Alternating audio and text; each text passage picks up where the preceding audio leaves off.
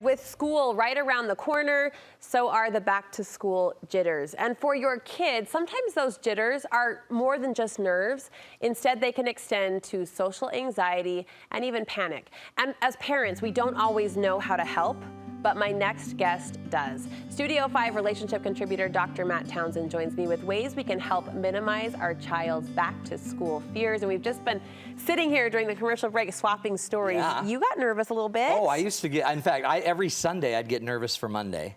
In my entire school. In fact, even today, I still am like, what's happening Monday? No, you don't. Yeah, but like this back to school thing may not even just be the kids. It could be your spouse. It could be the idea that we got to get back to the office is stressful, or we got to, what's going to happen Monday? So you might notice a change in the kids or spouse on Sunday night. What did you call that? The Sunday scaries? Yeah, the jitters. Yeah. Where it kind of builds up and you anticipate it. Yep. I think we have some pictures of a cute little second grade Max. Oh, no. Do we have the pictures? Oh boy, this is scary. Oh, Yeah, look buddy. at that tie. It's huge. Look, that's, see? That's I have probably the- fifth grade-ish. I have the tiger right there. Yeah. What made you nervous? Well, everything, because I was high sensitive, right? So I would notice a lot. So high sensitives pick up like 4 times more physiological stimuli. So everything, like the drive there would make me nervous. I accidentally slammed a kid's hand in the door once. Oh. Just out of nerves. Oh. No, I didn't know, but the kid's like, I'm gonna do that. And so that would make me nervous, but more importantly, the first day of school, it's the unknown, right? Yeah. But what we're gonna talk about is it's not really unknown, especially like, once you're in 3rd or 4th grade, you've done this many times. And what a lot of us are really more anxious about is newness or change. So we're gonna show you a way to kind of backdoor the whole process of this activity. And the very first rule of all is our goal is to help the child become braver, not less afraid. So the minute we kind of peg them as socially anxious, we've already put them in the realm of afraid. But the reality of every human being has a little bit of anxiety when they're put in a place that's uncomfortable. Yeah. So that's normal. All we want to do is start teaching them to trust that they can be brave enough to learn how to handle the situation. Remember, in fact, last night I was holding my grandbaby. There it is. Cute little Matthew Bow. He's the cutest kid ever. But that kid's got a lot of growing up to do. Yeah. And he's going to have a lot of things he's going to have to overcome. And one by one, he'll use basically the same principles to keep stepping into the dark and then getting more light. So am I totally ignoring the fear? I mean, I love the idea of building up the bravery, building up the positive skills, the action, what you can do and how we can grow. Am I totally ignoring the fear? No, what we're going to do is we're going to actually only really try to focus on the fear first. So as a parent, your basic goal is to be their partner, their guide on the side. Your goal isn't to fix it. Your goal is to get them used to new things and trying new things and risking new things. So the principle eventually becomes explore the emotion, not the story. So the emotion of going to school, so when they're afraid to go to school, it'd be great for them to say, I don't want to go to school. And then what we usually ask is, why don't you want to go to school? Right. And then they give us a story. Because the teacher's going to be mean and no one's going to like me. And then we start jumping into all this story, but we're still not talking about the emotion. Before we get into all the stories, dig into the emotion. Okay. What is it you're feeling? It sounds like it's fear. Do you feel afraid about going tomorrow? When else have you felt this feeling? Where else have you felt it? And we want to talk about the emotion as much as we can, because in the end, the only problem is the emotion. Most of the stories aren't even necessarily legit.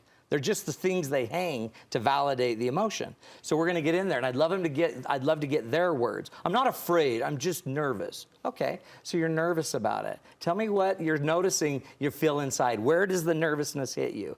Is it in your chest? Is it in your breathing? Is it in your throat? So Where do you feel you're it? naming it, you're identifying it, you're placing it. And using their words and then talking about the emotion. You can even sympathize with it.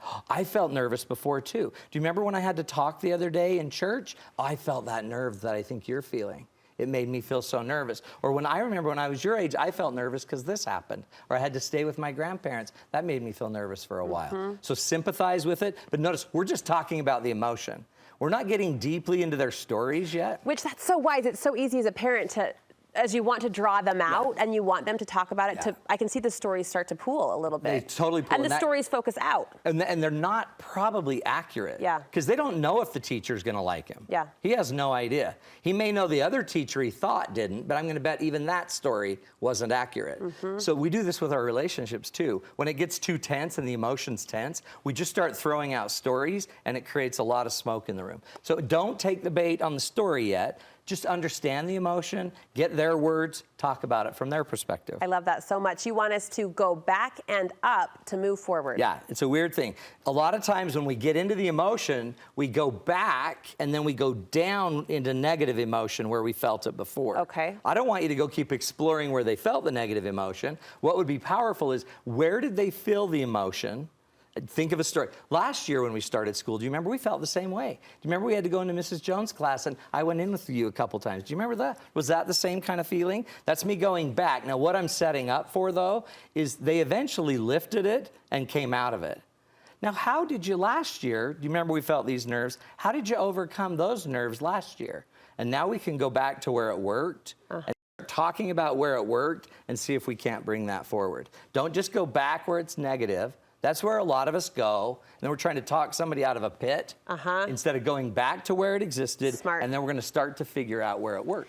You say essentially we're working toward building this playbook is what you call it, a playbook of what works. Yep, what worked past, Yeah. what worked today. So when they come back from school, I would identify 3 things this day that worked. What did you notice that worked today, hon? Was it, well, I know so-and-so talked to me, and so I had a friend. So great, so now we have a friend so-and-so, and I'd even write these things down. And if every day we just start documenting 3 things a day that are working, plus a bunch of examples in the past where we have overcome nerves. Do you remember when you didn't dare jump in the pool at Grandma's? Wasn't that the same kind of nervousness? Now you jump in all the time now. How did you overcome that? Past works, so we lifted it. Present works, and then the future works could be, let's identify what their strengths are. What are the 5 things we know our kid is really good at, uniquely good at? And then why don't we try to coach them to bring those strengths tomorrow to the friends? I love this. Right, and so now we have a past, a present, and a future, and we just start documenting. And by the way, now we're not even talking about anxiety anymore. We're talking about success. That's literally bravery. And then we just kind of ask them to do a little bit more tomorrow and then document everything else that's working. Yeah. And eventually you'll have so many ideas that it won't be a problem again until it's a problem again. And then we revisit. And we just go back. You And we can pull the move book forward. out. Here's what works. This is really sound advice. cool, Thank isn't you it? so Yeah. much. Matt, you've got 2 great couple retreats coming up in October. Yes, in Zion's in October, and Puerto Vallarta, right? You're going to love this. This is where you get away. We have a lot of fun. We learn a lot of stuff. You even kiss. And Smooching approved. It's super valuable. Just go to matttownsend.com, but hurry because they do fill up very quickly. All right. Thank you so much. Thanks, Brooke. We'll be right back.